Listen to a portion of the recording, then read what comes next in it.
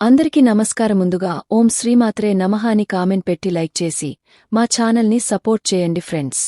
సనాతన ధర్మంలో రథసప్తమి రోజు సూర్యదేవుని ఆరాధనకు అంకితం చేయబడింది.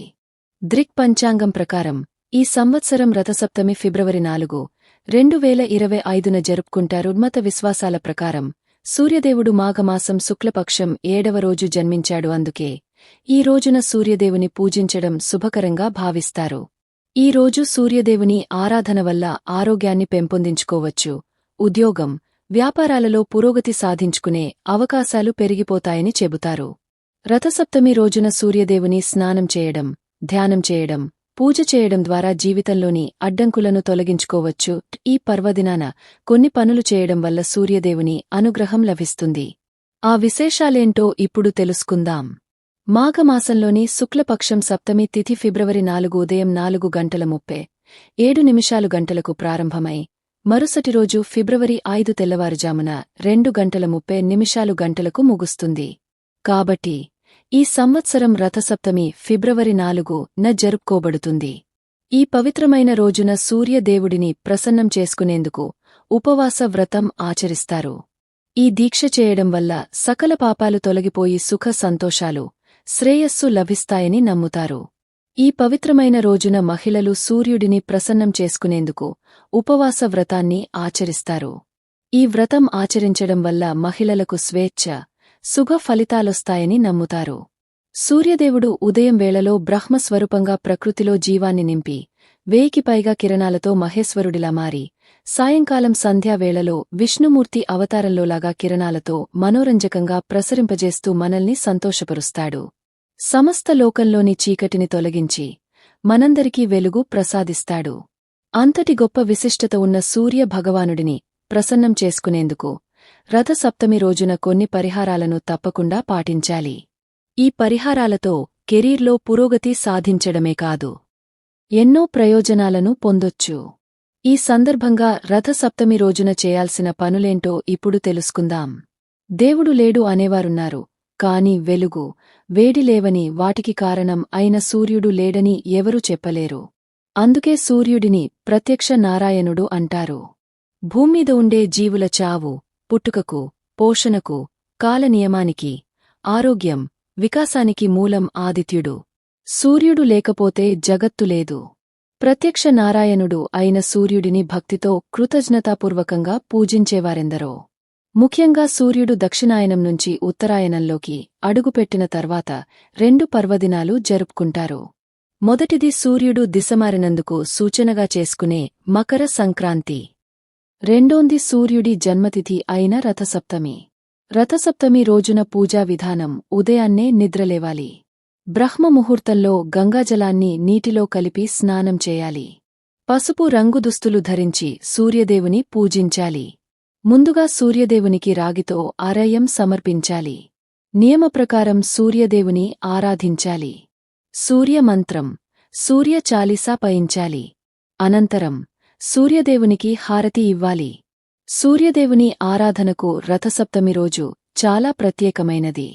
ఈ రోజు సూర్యదేవుని పూజించడం వల్ల సంతోషం, శ్రేయస్సు, మంచి ఆరోగ్యం లభిస్తుందని నమ్ముతారు. రథసప్తమి రోజు సూర్యదేవుని ఆరాధన చేసేందుకు జీవితంలో అన్ని సౌఖ్యాలు మరియు శారీరక, మానసిక బాధల నుండి ఉపశమనం లభిస్తుందని అంటారు. సృష్టిలో ఉండే సంపదకు, ఆహారానికి సూర్యుడే మూలం. సంపదంతా సూర్యుడు ప్రసాదించినదే. మునులకు ఆహారం అందించేందుకు ధర్మరాజు ఇబ్బందిపడుతుంటే అక్షయపాత్ర అందించింది సూర్యుడే.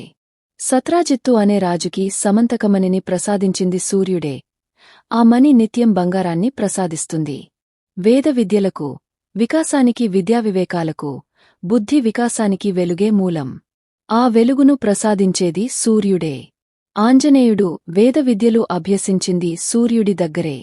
శరీరంలో ఉండే 24 తత్వాలను సూర్యకాంతితో మేల్కొలిపి చైతన్యవంతం చేస్తే జిదానం సిద్ధిస్తుందంటారు మహర్షులు.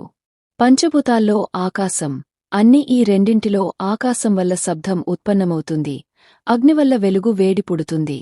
శరీరంలో ఉండే 6 చక్రాలను పైనుంచి కిందవరకు వెలుగు చైతన్యపరుస్తుంది, శబ్దం కింది నుంచి పైకి చైతన్యపరుస్తుంది.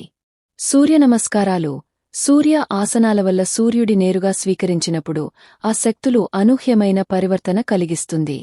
అందుకే ప్రత్యక్షనారాయణుడిని పూజిస్తే సకల సమస్యలు తీరిపోవడంతో పాటు ఆయుష్షు, ఐశ్వర్యం సిద్ధిస్తుంది.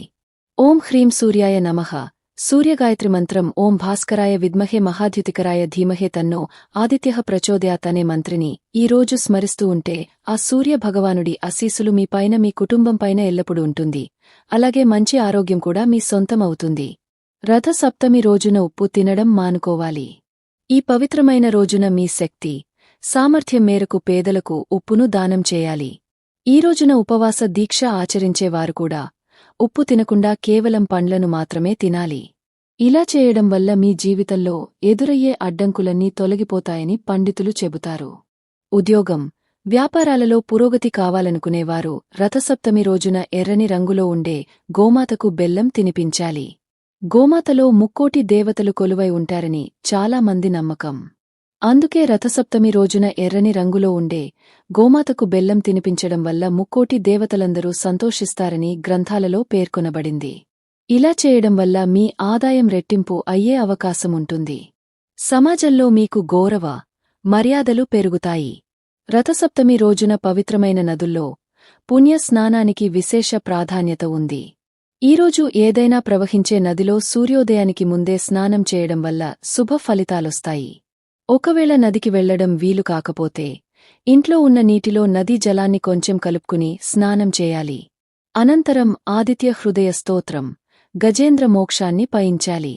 ఇలా చేయడం వల్ల ప్రభుత్వ రంగాల్లో మీకు ప్రయోజనాలు చేకూరడంతో పాటు ఆర్థికపరంగా మంచి లాభాలొస్తాయి. మీ ఆత్మవిశ్వాసం కూడా పెరుగుతుంది. రథసప్తమి రోజున సూర్య భగవానుడికి పూజలు చేసి ఒక రాగిపాత్రలో నీటితో నింపిన ఎర్రని పుష్పాన్ని ఉంచి ఆపై సూర్యునికి అరయం సమర్పించాలి. ఇలా చేయడం వల్ల మీకు అదృష్టం పెరుగుతుంది.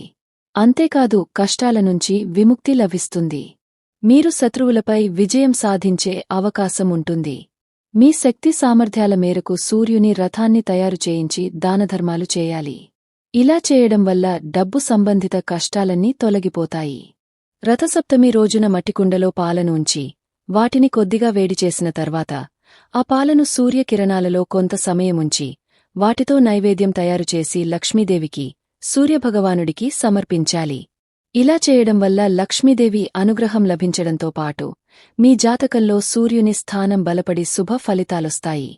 రథసప్తమి రోజున సూర్యదేవుడిని ప్రసన్నం చేసుకునేందుకు ఉపవాసం ఉండి కొన్ని నియమాలను, నిబంధనలను పాటించాలి. ఈ రోజున సూర్యోదయానికి ముందు తలస్నానం చేయడం వల్ల ఆరోగ్యపరంగా ప్రయోజనాలు చేకూరనున్నాయి. అలాగే దీర్ఘకాలిక వ్యాధుల నుంచి ఉపశమనం లభిస్తుంది. దీంతోపాటు సూర్య భగవానుడి పేరుమీద దీపం వెలిగించాలి.